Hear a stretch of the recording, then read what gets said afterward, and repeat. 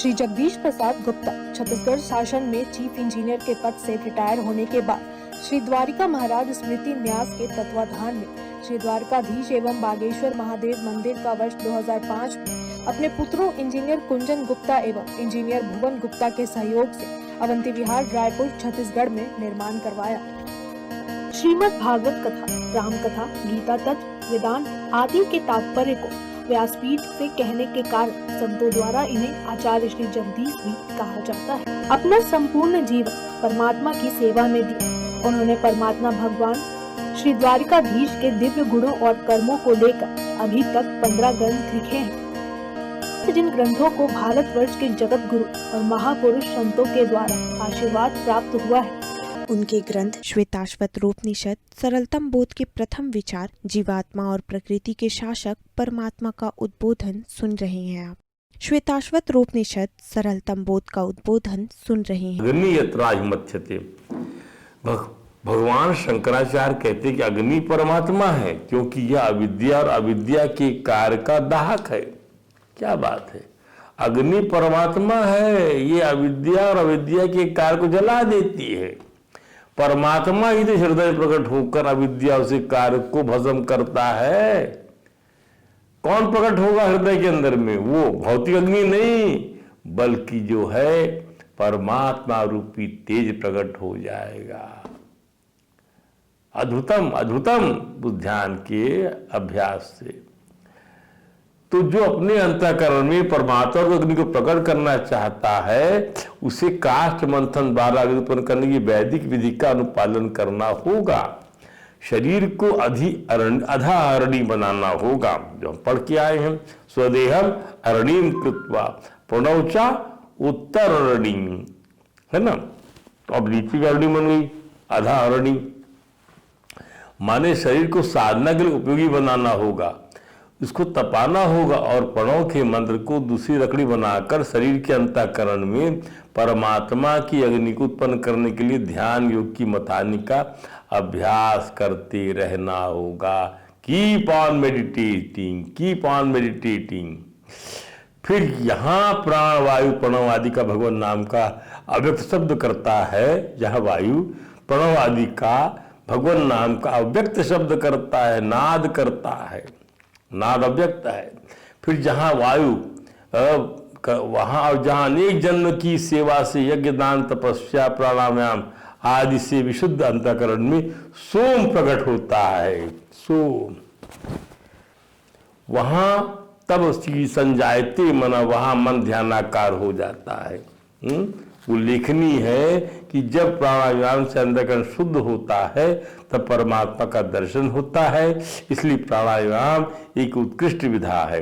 अनेक जन्म से संसार में जो पाप राशि इकट्ठी की गई है, जब वह पाप क्षीण होता है तब मनुष्य का मन गोविंद की ओर, ईश्वर की ओर चलता है।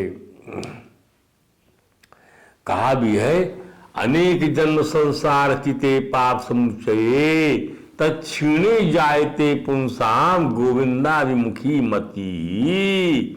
अनेक जन्मों संसार चिते पाप, संसार जिसका मन पाप में लगा हुआ है वह गोविंद की ओर नहीं चलता। गोविंदाभिमुखी वो तो भोग की ओर चलता है। जब हजार हजार जन्मों में मनुष्य ज्ञान तपस्या समाधि के द्वारा अपने पाप को क्षीण करता, अनेक जन्म संसार चित्ते पाप समुचते तत्क्षीणे तब जायते पुरुषाम गोविंदाभिमुखी मति, तब गोविंद के तरफ उसका गोविंद उन्मुख मति जो है उत्पन्न होती है। ये तो नहीं हो पाती। तब मनुष्य हृदय में श्री प्रति भक्ति का उदय होता है। जन्मांतर सहस्तेषु तपो ज्ञान समाधि ही नराणाम क्षीण पापाणाम, जिनके पाप क्षीण हो गए ऐसे नरों के अंदर में कृष्ण भक्ति की उत्पत्ति होती है। तो जन्म जन्मांतर तक करना है इसको। इसलिए संत लोग कहते पहले यज्ञादि का अनुष्ठान करना है, उसके बाद प्राणायाम करना है। वायु यत्रादिरुध्यता, और उसके बाद सोमो यत्रादिरुच्यते, मन को परमात्मा में लगाना है, तब जाकर तत्र संजायते मनाहा। क्या बात, तत्र मना संता मन लगता है, उस अवस्था में मन कृतकृत्यता को प्राप्त होता है। ये जो है श्रुति का कि को हम जो है इसकी विवेचना कर रहे हैं, एक पद को हम समझ रहे हैं। तो श्रुति ने यहाँ 3 बातें हमारे समक्ष रखी। पहला, यज्ञ यागादि कर्म करके अंतःकरण पवित्र करने को भगवान ने इसके लिए स्पष्ट कहा कि यज्ञ दान तप कर्म त्याज्य नहीं है। हमारे द्वारकाधीश मंदिर में प्रति 2 वर्ष में 3-3 यज्ञों का अनुष्ठान होता चला, 2005 से हो रहा है। हम लोग बोलते हैं कि जुड़ो जुड़ो जुड़ो, अनेक जन्म के पाप को आप जो है क्षीण करने के लिए आपको जुड़ना ही पड़ेगा। लेकिन समझ में आता नहीं लोगों को, उनकी बुद्धि जो है गोविंद उन्मुखी हो ही नहीं पाती, क्योंकि भोग की ओर चलता है मन, पाप में लगा हुआ। इसलिए तो श्रुति का घोष है कि मनसा एव इदम आप्तव्यम, मन से ही परमात्मा प्राप्त होगा। मनसा एव इदम आप्तव्यम, ध्यान दीजिए। तो परमात्मा को प्राप्त करने योग्य मन का उदय होना जरूरी है। परमात्मा को प्राप्त करने योग्य मन का उदय होना जरूरी है। नहीं तो मन सदा रहेगा, वो तो माया का युवराज है मन। माया को खत्म करने पर मन जो है वह फिर कहीं जा नहीं सकता। उसको माया का आकर्षण जो है उसके लिए गौण कर दीजिए अपने विवेक से आप, तब तो ऐसा मन यज्ञ याज्ञ प्राणायाम आदि के द्वारा बन जा पाएगा। इससे बनेगा मन आपका, यज्ञ याज्ञ प्राणायाम से बनाइए उसको। ऐसे ही विशुद्ध मन में, एकाग्र मन में परमात्मा के दर्शन की योग्यता आ पाएगी। समझे आप? तब इसलिए भगवान कृष्ण ने मन को बड़ा, मन पर बहुत एम्फेसिस किया है। मन को कहीं छोड़ा ही नहीं गया है। वास्तव में आत्मा का भौतिक रूप ही मन है, समझे आप? इसलिए इसको समझने की जरूरत है। ये जो है लगाम है, लगाम, इंद्रियों की लगाम। मन जो है इंद्रियों की बागडोर, इंद्रियों की घोड़ों की बागडोर जो है वो मन के अधीन है। और जो है मन जो है बागडोर, तो इंद्रियां देखो आप, बागडोर चमड़े की बनी हुई है और घोड़े आपको नजर आएंगे। और बागडोर पकड़ा कौन है? बागडोर पकड़ी हुई बुद्धि सारथी के रूप में। और बैठा कौन है रथ के ऊपर में? बैठा कौन है? बैठा है वह जीवात्मा इसके अंदर में। तो बैठा वो जीवात्मा है। यदि वो ये समझ ले कि उस रथ का वो मालिक है, अब बुद्धि हाँ करी तो रूपक बन गया। अब इसी रूपक के अंदर में हम भगवान कृष्ण के महाभारत वाले रथ को ले लेते हैं। कौन रथ हाँक रहा है? भगवान श्री कृष्ण। अर्जुन से उन्होंने कहा, भाई एक और मेरी नारायणी सेना 10 करोड़ की, तुम उसको ले लो और एक निहत्था मैं रहूंगा। तो निहत्था जो है वो मैं रहूंगा, मैं उठाऊंगा नहीं शस्त्र। भगवान कृष्ण की बुद्धि ने वो काम किए हैं, तो शस्त्र क्या करेगा? शस्त्र तो सबके पास थे। अर्जुन के पास शस्त्र से 20 पितामह को मार नहीं पा रहे थे वो, द्रोणाचार्य को मार नहीं पा रहे थे वो, समझे आप? द्रोणाचार्य को नहीं मार पा रहे थे, कर्ण को नहीं मार पा रहे थे। हर जगह भगवान ने अपनी वह दिव्य बुद्धि को लगाया, दिव्य बुद्धि को। अब बुद्ध भगवान रथ, तो इस शरीर को का संचालन वास्तव में कौन करता है? दिव्य बुद्धि के रूप में जो परमात्मा बैठा हुआ है, जिसके चित्त में कोई सेना नहीं, कोई अस्त्र नहीं, कोई उपाधि नहीं, कोई गुण नहीं, न कोई चित्त नहीं, ये सब ये चीजें नहीं उसके अंदर में। सारथी कौन है? परमात्मा यदि सारथी है, आत्मा यदि सारथी है, तो वह जो है उसके अंदर में चित्त और गुणों की उपाधि रहित तो होगा, तब जाकर जो है दूसरों के चित्त और गुणों को वह दबा सकेगा, मार सकेगा। और वह जीवात्मा तो तटस्थ भाव से बैठा रहे, तटस्थ शक्ति है वो, तो उसको उद्देश्य मानना है ठाकुर जी का। वो तो भगवान, वो तो सेवक है ही। जीवेर कृष्णेर नित्य दासो, तो भगवान की महती कृपा है कि वो जीव को जो है अपना सखा मानते हैं। द्वापर्णा सयुजा सखाया, द्वा सुपर्णा सयुजा सखाया समाने वृक्षे परिसज जाते। इस शरीर में दोनों रहते हैं। ये दो भाव कब, दो भाव को ही दूर करना है। जैसे वो है वैसे ही हम बन जाएं, हमको उनके काम करके उनको समर्पित कर देना है, उन्हीं की आज्ञा से, उन्हीं के लिए, उन्हीं का दरबार, उन्हीं का खेल है ये सब पूरा, ऐसा समझिए। अब तो ऐसा मन जो है यज्ञ याग प्राणायाम द्वारा बन, ऐसे ही विशुद्ध मन में, एकाग्र मन में परमात्मा के दर्शन की योग्यता आ जाएगी। कि सब कुछ होने पर भी जब भगवान को प्राप्त कर लिए तो भी जो है वहां पर जड़ता नहीं जा सकी राजा अर्जुन की। ये कैसे हो रहा है? ये भगवान इतने नजदीक हैं, रस हाँक रहे हैं, सब कुछ कर रहे हैं, लेकिन जा नहीं पाती जड़ता। मतलब जो मोह है, अर्थात जो मोह है वो मोह जाता नहीं, मोह जाता नहीं। मोह तभी जाता है जब ज्ञान तपस्या समाधि की स्थिति बनाए। तो भगवान ने ज्ञान तपस्या समाधि की स्थिति ब्रह्म ज्ञान बनाया, तपस्या का दर्शन समझाया, और तपस्या करते भी थे अर्जुन। अर्जुन शरीर का ब्रह्मचारी कोई नहीं हुआ जिन्होंने सर्वलोक जाकर उर्वशी के प्रणय प्रस्ताव को तिरस्कृत कर दिया और नपुंसकता का श्राप ग्रहण कर लिया। सोचिए आप, इतनी तपस्या किया इन लोगों ने, तब जाकर देव अस्त्र प्राप्त हुए हैं इनको, दिव्यास्त्र प्राप्त। सविता प्रसवेन, अब इस पद पे आइए, सविता प्रसवेन। यहां तक खत्म हो गया कि मन जो है विशुद्ध तभी होगा जब मन जो है यज्ञ याग प्राणायाम आदि के द्वारा बन पाए। ऐसा मन, ऐसे विशुद्ध मन में एकाग्र होते। ये पहला पद हुआ। अब सवित्रा प्रसवेन, संपूर्ण जगत को उत्पन्न करने वाले परमात्मा के द्वारा। सवित्रा माने संपूर्ण जगत उत्पन्न करने वाले परमात्मा, और प्रसवेन माने कि प्राप्ति प्रेरणा से। पूर्यम ब्रह्म जूषेत, सबके आदि का परम परमेश्वर की सेवा आराधना करनी चाहिए।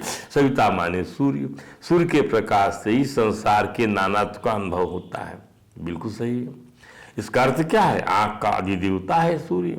यदि आंखों के रास्ते सृष्टि के पदार्थों को देखने लगेंगे तब ध्यान कैसे कर पाएंगे? आंखों के रास्ते सृष्टि के पदार्थ को देखेंगे तो सृष्टि के पदार्थों को पैदा करने वाले और हमारी आंख के जैसा सूर्य के साथ जुड़ना होगा। दूसरे शब्दों में सूर्य के साथ संयुक्त होकर ही नेत्र से झांकने लगेंगे।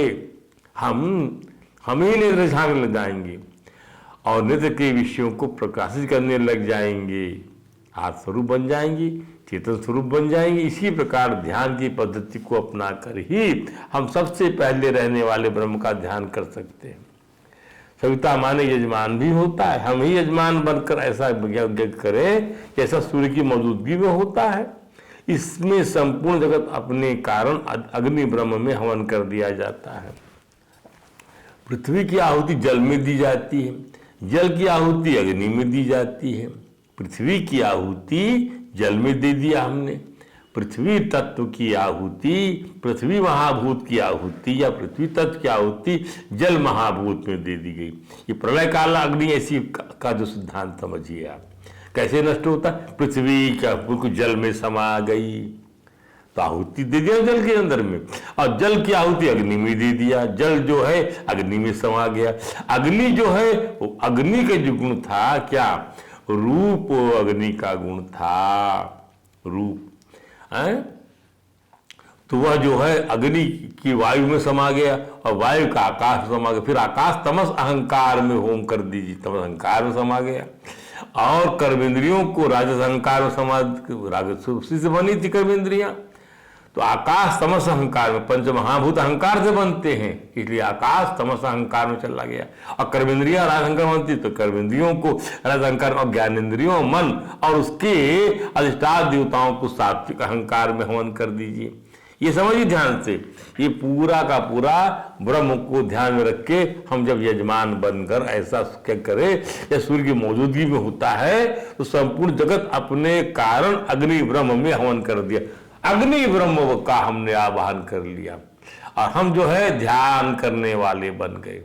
और पृथ्वी का को हमने जो है जल में पृथ्वी की आहुति दी थी। कौन सा यज्ञ है? अग्नि ब्रह्म में हवन कर रहे हैं, माने ब्रह्म रूपी अग्नि में पृथ्वी का हवन किया। तो ब्रह्म रूपी अग्नि में पहला जो है जल में हमने पृथ्वी को हवन कर दिया। अब क्या पृथ्वी भस्मीभूत हो गई, जल बचा, जल में हमने भौतिक अग्नि को हवन कर दिया, भौतिक अग्नि खत्म हो गई। अब ब्रह्म की इस अग्नि में, महादिव्य अग्नि में फिर क्या हुआ? वायु में हमने अग्नि का, अर्थात वायु में ये तीनों के तीनों भस्म हो गए। यूं कह दीजिए एक के बाद एक, पृथ्वी जल वायु जो है वो भस्म हो गए। पृथ्वी जल अग्नि, भौतिक अग्नि, ये संपूर्ण जो है समष्टि अग्नि, समष्टि वायु में भस्म हो गए। अब केवल समष्टि वायु बची, समष्टि वायु समस्त आकाश में भस्म हो गया। ब्रह्म अग्नि का देखिए प्रलयकालिक अग्नि बन रही। और जब यह आकाश जो है कैसे चला गया? अब आकाश जो है तमस अहंकार में, समष्टि तमस अहंकार उत्पन्न होता है। किससे? ये महातत्व के उत्पाद हैं। और कंदेन्द्रीय राजस अहंकार में जाकर उसकी आहुति चली, ब्रह्म अग्नि हो रही। और उसके बाद ज्ञानेन्द्रीय, मन, उसकी देवता, ये जो है सतोगुणी सात्विक अहंकार में इसका हवन हो गया। पश्चात अहंकार किसमें? महातत्व में, और महातत्व को अव्यक्त में हवन कर दिया गया। अव्यक्त माने मायोपाधिक ब्रह्म, अव्यक्त माने मायोपाधिक, अभी तक मायोपाधियां बनी हुई है, अर्थात मूल प्रकृति फिर ब्रह्म ज्ञान के द्वारा माया का बाध करके जुषेत ब्रह्म पूर्व्यम, ये पद है श्रुति का, अपने अखंड ब्रह्म स्वरूप से तादात्म्य हो गए। इसे लयात्मक प्रक्रिया बोलते हैं। लय की प्रक्रिया से ब्रह्मात्मान करके हवनात्मक प्रसव माने प्रकृष्ट यज्ञ के द्वारा अपने सविता रूप में प्रतिष्ठित होकर सर्व कारण कारण ब्रह्म के तत्व का अनुभव करना है। प्रसवेन प्रकृष्टेन स्वेन यज्ञेन हवन इति अर्थः। तो जो सेद का अर्थ है सेवन करना। दूसरे शब्दों में सजाति विजाति स्वगत भेद शून्य, देश काल वस्तु से अपरिच्छिन्न, सर्व और सर्वाभाव की अधिकरण ब्रह्म को अपने से अभिन्न अनुभव करना।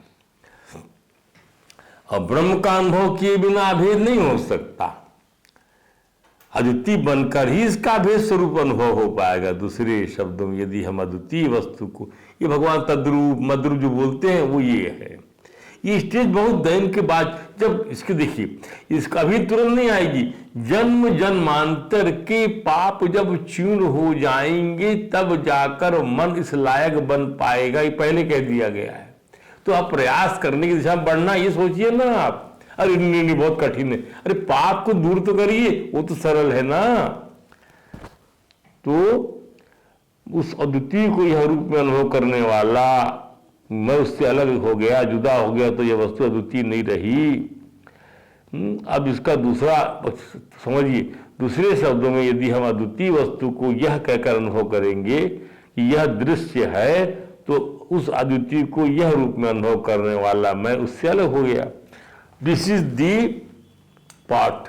अब इसको मैं यह के रूप में अनुभव करूं तो मैं अलग हो गया और यह वस्तु अलग हो गई? नहीं, अद्वितीय रूप में अनुभव करना अलग हो गया, जुदा हो गया। अब वो वस्तु अद्वितीय नहीं रही। अब इसका दूसरा पक्ष समझिए, जब हम उस वस्तु के लिए अनुभव करेंगे कि वह अद्वितीय है, तो वह अद्वितीय है, तो वह को जानने वाला मैं स्वयं उससे अलग हो गया, जुदा हो गया। यदि ये अद्वितीय है तो मैं इससे अलग हो गया।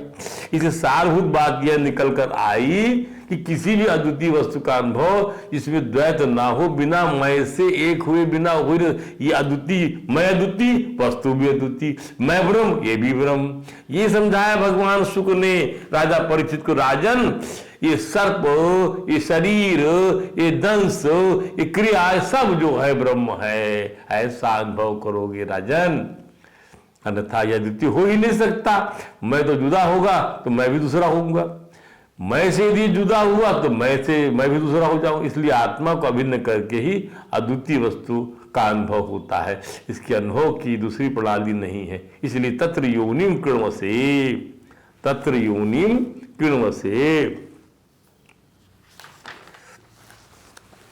तत्र योनिम किण्वसे, ध्यान दीजिए, तत्र योनिम सविता प्रसवेन दूषित ब्रह्मपूर्य तत्र योनिम किण्वसे नहीं ते पूर्वम अक्षिपत। इसका अर्थ क्या हुआ? इसका अर्थ हुआ कि मानो उसी सर्व कारण कारण सर्वाधिष्ठान सर्वाभाषक ब्रह्म में ही निष्ठा रखना है, उसी के आश्रय को परमात्मा समझना है। वृदारण्यक उपनिषद कहता है, तद्यथा प्रिया स्त्रिया संपरिष्वक्तो न बाह्यम किंचन वेदनांतरम एवमेवायं पुरुषः प्रागेनात्मना संपरिष्वक्तो न बाह्यम किंचन वेदनांतरम। वेदारण्य के 4 अध्याय के 3 ब्राह्मण के 21वां मंत्र है। जैसे मनुष्य अपनी पत्नी से आलिंगनबद्ध रहने की अवस्था में बाहर भीतर सभी बातों को भूलता है, तद यथा प्रिया स्त्रिया, सब भूला तन्मय हो जाता है। ठीक उसी प्रकार जो लोग ब्रह्म में तन्मय होते हैं, एवं एव अयम पुरुषः, तो उसमें रम जाते हैं। उनको क्या बाहर और क्या भीतर, बाहर विषय है और भीतर विषयी है, ये सारे उनके भेद मिट जाते हैं। वे परमानंद मग्न हो जाते हैं, पर प्रकाश में लीन हो जाते हैं।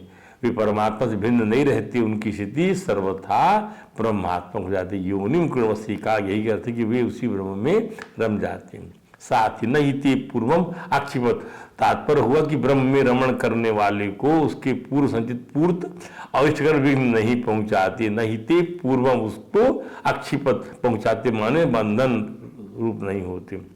श्रौत स्मार्त यज्ञ याग आदि करना तो इष्ट कर्म है। और बावली बनवाना, कुआं खुदवाना, बगीचा लगवाना, सड़क बनवाना, ये सब पूर्त कर्म। आजकल तो लोग इष्ट कर्म में श्रद्धा नहीं रखते, यज्ञ आदि में उसकी रुचि होती है, पूर्त कर्म होती है। बगीचा लगवाओ, सड़क बनाओ, इष्ट कर्म ने होम किया जाए, मंदिर में भगवान पूजा की जाए या भोग लगाया जाए, ये जो इष्ट कर्म है इन लोगों रुचि नहीं है। और पूर्व कर्म में रुचि है, जिसका लोग फल भी देखने में आता है। तो पूर्व कर्म हो या इष्ट कर्म हो, ध्यान दीजिए, ये दोनों ही मनुष्य को विक्षिप्त करते हैं। कर्म का आना क्या, पूर्वकृत कर्मों का फल जीवन में आता है, उसमें रोग भी आता है, उसमें प्रियजनों का मिलन भी होता है, उससे धन की प्राप्ति भी होती है, उससे भोग की प्राप्ति भी होती। तब मनुष्य उसमें इतना आसक्त हो जाता है कि वह परमेश्वर को भूलकर एकदम संसारी हो जाता है और किसी किसी की कर्म भोग के रूप में नहीं आते, केवल कर्म वासना के रूप में आते। मन में आया हो या करो या करो या करो, दिन भर वह आदमी विक्षिप्त ही रहता है। कई लोग ऐसे होते हैं कि वे अपने आराम, अपने सुख, अपने भोग, अपने दुख की परवाह छोड़कर दिन रात कर्म में ही लगे रहते हैं। तो उन्हें भी कर्म ने विक्षिप्त कर दिया है, और कर्म ने ऐसा विक्षिप्त कर दिया है कि वे बेचारे यदि चाहें कि 5 मिनट के लिए स्थिर होकर बैठ जाएं तो बैठ नहीं सकते। तो कर्म जो है वह मनुष्य को विक्षिप्त कर देता है, क्योंकि परमात्मा के साथ रमण नहीं हो रहा। इसलिए ये कर्म करने की जो वासना निष्काम पुरुष को भी उठाकर कर्म में लगा देती है। यह कर्मासक्ति की विडंबना ही तो है कि भले ही आप कुछ भी ना चाहें, फिर भी लगता है कि जरा यह काम पूरा हो जाता, ये काम ऐसे ऐसे लग जाता जीवन में। तो जो मनुष्य के एक शरीर से भी पूरे नहीं हो पाते। ध्यान दीजिए, जो परमात्मा के मार्ग में चलता है वह कर्म इसलिए नहीं करता कि हमारे कर्म पूरे हो जाए, वो तो कर्म इसलिए करता है कि यह जो हमारे पास समय है, इस समय को परमात्मा के लिए कर्म करके भर दें, कल क्या होगा इसका कोई निश्चय नहीं है। तो ध्यान दीजिए, देहाभिमान के बिना एवं कर्मेंद्रियों की उपाधि को स्वीकार किए बिना कोई अपने कर्ता नहीं मान सकता। देहाभिमान रहेगा तो आप कर्ता मानेंगे, कर्मेंद्रिय उपाधि माने तो कर्ता मानेंगे, और ज्ञानेंद्रिय की उपाधि स्वीकार किए बिना, मन की उपाधि स्वीकार किए बिना कोई अपने भोक्ता नहीं मान सकता। ज्ञान स्वीकार करो तो भोक्ता मानेंगे। और लिंग शरीर की उपाधि को स्वीकार किए बिना कोई अपने को जन्मने मरने वाला नहीं मान सकता, लोक परलोकांतर जाने वाला नहीं मान सकता। इस तरह ये कर्म इन्हीं चीज़ों के साथ जुड़े रहते। इसलिए जो ब्रह्मनिष्ठ हो जाता है वह ब्रह्म राम आत्मा राम हो जाता है।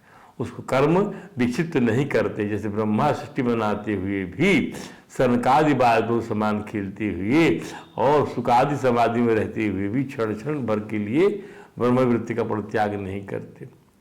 इस प्रकार मनुष्य को जैसे गोपांगनाओं ने नहीं किया ब्रह्मवृत्ति का परित्याग क्षण के लिए भी। ध्यान दीजिए, भगवान ने तो खुद ही स्वीकार किया कि मत कामारमणम जारा आस्वरूप विदो बला। बेल वनिताएं मेरे स्वरूप को नहीं जानती थी, उन्हें स्वरूप ज्ञान नहीं था, लेकिन मेरी संगत थी, मेरे संग के कारण, मेरे साथ जुड़े रहने के कारण मेरा प्रभाव पड़ता था। तो वो क्या पपो मत कामारमणम जारा स्वरूप विदो बला ब्रह्मो माम परमम प्रापो संगात सत सहस्र ब्रह्म माम परमम, मुझ परम ब्रह्म को प्राप्त कर लिया। तो इसको समझिए, खेलते हुए समाधि में रहती क्षण भर के लिए एक मिनट भी ब्रह्म मई की वृत्ति का त्याग का काम करते रहिए। बाद में राजा अर्जुन ने भगवान कृष्णमयी वृत्ति का त्याग नहीं किया, क्षण क्षण भगवान का स्मरण करते बाण चलाया है जी। क्षण क्षण भगवान तो बैठे हुए थे, जब ज्ञान मिला और समझ में आ गया और दर्शन भी कर लिया तो केवल भगवान में चित्त लगा लागे, हे केशव, हे माधव, हे केशव, हे माधव, ऐसे होना चाहिए। स्वामी अखंडानंद जी स्पष्ट करते हैं, इसलिए कहा भी गया है कि एक क्षण भी का भी प्रमाद नहीं करिए। निमित्त से अभी हमको सर्दी है, हमारी आंख से पानी जा रहा है, लेकिन हम भगवान को गाने का मन बना लिए, वो हम क्षण का उपयोग करना चाहते। निमिषार्धम न तिष्ठन्ति वृत्तिं ब्रह्मैं विना यदा तिष्ठन्ति ब्रह्माद्या सनकादया शुभादया। एक क्षण भर के लिए भी ब्रह्म आदि सनकादि जो है इस ब्रह्म वृत्ति का त्याग नहीं करते। निमिषार्धम न तिष्ठन्ति वृत्तिं ब्रह्मैं विना। तो आवरण विक्षेप असत माया की दो शक्तियां, आवरण और विक्षेप, दो ताकतें हैं। जहां आवरण ज्ञान से नष्ट होता है वह विक्षेप को ध्यान योग नष्ट कर देता है। तो स्वरूप ज्ञान से आवरण तो सदा निवृत्त हो जाता है, पर तो विक्षेप केवल बाधित होता है। जब तक शरीर रहेगा तो विक्षेप बना रहेगा, लेकिन ध्यान किया जाए शरीर रहते हुए विक्षेप की निवृत्ति हो जाती। अब ध्यान योग कैसे करना चाहिए ये आपको कल बताएंगे। आज के प्रवचन को यही विश्राम देते हैं। बोलिए हरे राम राम राम हरे हरे, हरे कृष्ण कृष्ण कृष्ण हरे हरे।